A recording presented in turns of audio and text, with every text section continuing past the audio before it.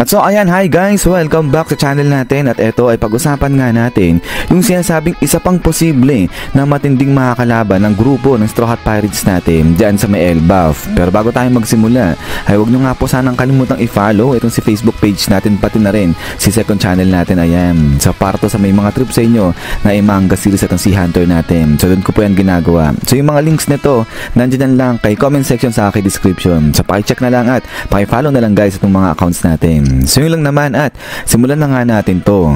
So dito ay alam nga natin na itong si Loki yung pinaka-primary na makakalaban ng Straw Hat Pirates dyan sa may Elbaf. Pero maliban pa rito kay Prince Loki ay meron pang isang pinagsusospecha na makakalaban dito ang Straw Hat Pirates natin. At eto na nga yan, si Golden Lion Shiki. At ang pinagbasihan naman rito ay etong mga malahalimaw na hayop na nagsilabasan dyan sa harapan ni Luffy nung sa nakalipas na chapter. So dito ay sinasabi nga ni Prince Loki ng mga kaibigan niya etong mga beast na to. Pero etong mga beast na to dyan sa may Elbaf ay seemingly familiar na sa atin yan dahil nakita na nga natin yung itsura niya dito sa may Strong World. So nakita natin dito sa Strong World na meron nga mga mutated na mga hayop dyan na ginawa etong sila Shiki. At ngayon sa may Elbaf parang kamukha ng mga to yung nakita natin na sinasabi nga ni Loki ng mga beast na kaibigan niya. So konting recap lang tayo. So etong mga mutated na beast na to na nakita natin doon sa may Strong World, eto nga yung army of beast neto ni Shiki na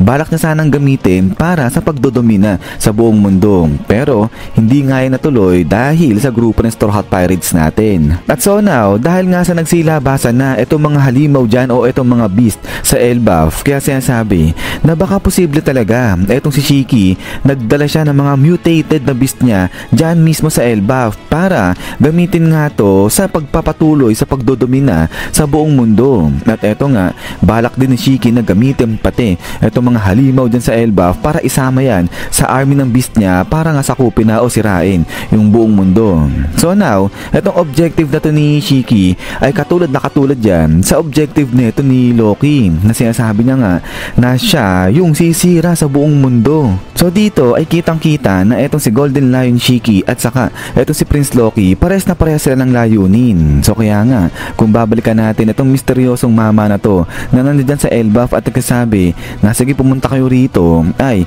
baka nga eto na nga yung si Shiki. So yung iba sinasabi nga na si Gaban yan. So ngayon yung iba sinasabi na baka talagang si Shiki yan, hindi si Gaban yan. At kaya nandiyan na etong si Shiki ay parang nga magkampi silang dalawa ni Prince Loki. At eto possible na pwedeng nga mangyari kasi kung merong pwedeng kakampi dyan si Prince Loki ay sigurado yan kaparehas niyan ng layunin yan. At eto na nga yung pasok na pasok dyan etong si Golden Lion Shiki. So now, kung ang mangyayari nga dyan ay kakampi na ni Loki etong si Golden Lion Shiki at si Luffy yung haharap dyan kay Loki, ang tanong ay sino nga papasok dito para labanan etong si Golden Lion Shiki? Kasi hindi naman yan kayang harapin ni Luffy ng sabay siyempre. So kaya nga dito na papasok ngayon etong grupo nila Shanks. So bali, ang possible na pwede mangyari dito ay etong si Loki laban dito kay Shanks at saka nga kay Luffy. At so dito, sa magaganap na laban ni Shanks at saka ni Luffy dyan kay Loki ay inaasahan na baka makita yung backstory sa pagitan nga ni Shanks at saka nga ni Loki kung ano talaga yung nangyari sa dalawa na yan. Kasi diba, etong si Loki sinasabi niya na duwag etong si Shanks at sinabi niya na biro lang yun. Pero sa kabilang banda ay sinasabi nga nung marami na baka hindi talaga biro etong sinasabi ni Loki na duwag etong si Shanks at may rason talaga etong si Loki kung bakit niya sinasabi na naging duwag etong si Shanks. At kabuntot niya baka nga kasama dyan pati yung sa totoong personalidad na o yung sa identity ng tatay na hari nga neto nila Loki. So not sure kung familiar kayo dun sa nag-a-arise na theory ngayon yung sikat na sinasabi nga ron na kaya pinatay ni Loki yung kanyang amang hari ay dahil sa bukod sa gusto niyang makuha yung legendary Devil Fruit kasi yung amang hari naging corrupt nagpasubmit sa world government which is yun yung ayaw nga nito ni Loki at ng mga higante sana. So kaya nga pinatay niya yung kanyang amang hari at ang naging resulta nun ay ginapos nga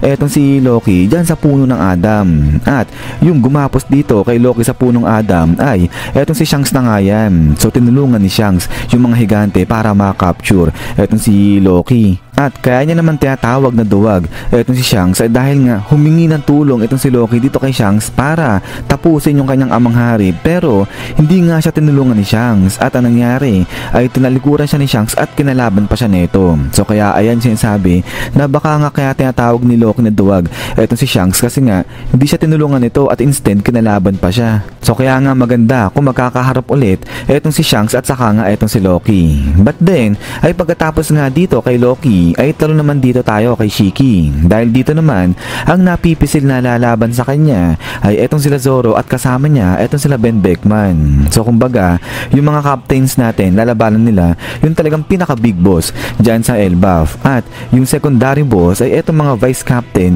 yung aasikaso dyan. At dito magandang makita nga kung etong si Zoro ay kung paano na yung lakas niya kumpara dito kay Shiki. So dito ay magandang makita kung gaano na yung inilakas talaga ni Zoro kumpara dyan kay Shiki, kasi hindi naman natin pwedeng maliitin etong si Shiki. Alam natin na malakas nga etong mama na yan kahit matanda pa yan. So siguro panoorin nyo yung sa may Strong World kung di nyo pa napapanood yung movie na yun, okay rin yun. At eto nga isa pang interesado dito dahil nga etong si Ben Beckman, if ever nakasama nga ni Zoro na lumaban dito yan kay Shiki, ay magandang makita rin kung ano talaga yung tinatagong lakas nito ni Ben Beckman. So dito sa laban nila ni Shiki, sa tingin ko dyan hindi mag-hold back dyan eto si Ben Beckman, lalo na alam niya kung ganong kalakas etong si Golden Lion Shiki. At so ayan ay so far eto yung mga napipisil na tapatan na sinasabing posibleng maganap dyan kay Elbaf. But then ay pagkatapos nga nito is yan guys, so hanggang dito lang itong video natin na to. Pero bago tayo matapos ay huwag nyo nga po sana kalimutang i-follow itong si Facebook page natin, pati na rin si second channel natin. So parang nga to doon sa mga may trip sa inyo na i-manga series etong si Hunter natin. At so yun lang naman, at ulit guys ay maraming salamat sa panonood dito kay One Piece natin. So lagi mag-ingat, at yun pala huwag nyo kalimutan mag-iwan ng like. So yun lang naman, so lagi mag-ingat, God bless nyo lahat at kita-kits tayo ulit.